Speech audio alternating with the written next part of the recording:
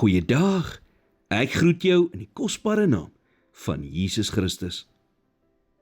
Toe die Babiloniërs Jerusalem omsingel het, was die vraag, hoe lank sou hulle kon uithou?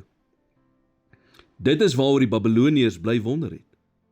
Maar 'n maand het verbygegaan, toe 2, toe 'n hele jaar, en steeds het hulle uitgehou.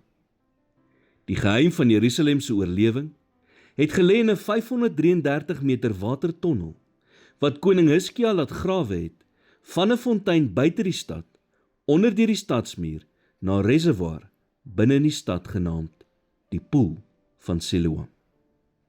Sonder hierdie poel binne in die stad, sou hulle dit nie gemaak het nie.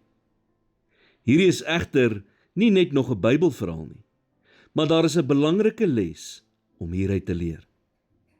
Om in oorwinning te leef, moet jy eerstens weet wat is jou ware lewensbron. Tweedens, moet jy dit beskerm met alles wat jy in jou het. En derdens, moet jy daagliks daaruit put.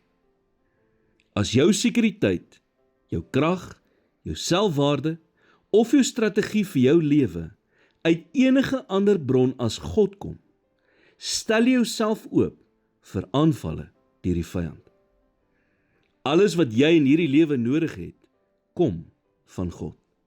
So beskerm en koester jou verhouding met hom, met alles wat jy in jou het. Baie verhoudings verkrummel as gevolg van 'n klomp klein dingetjies wat oor tyd ingeslyp en ongemerk gebly het. En ook omdat daar niks gedoen is om die verhouding te beskerm nie. Net soos enige verhouding, moet ons seker maak dat ons die klein, basiese dingetjies in ons verhouding met God doen.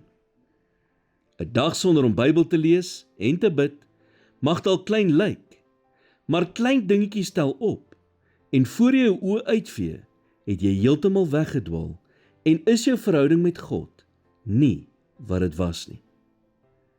Daarom moet ons grense stel en ons verhouding met God ten alle tye beskerm.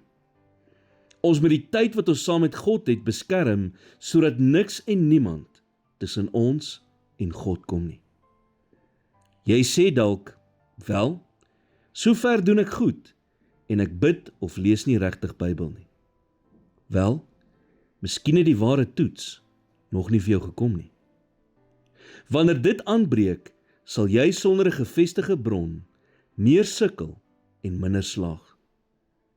Is dit hoe jy wil leef?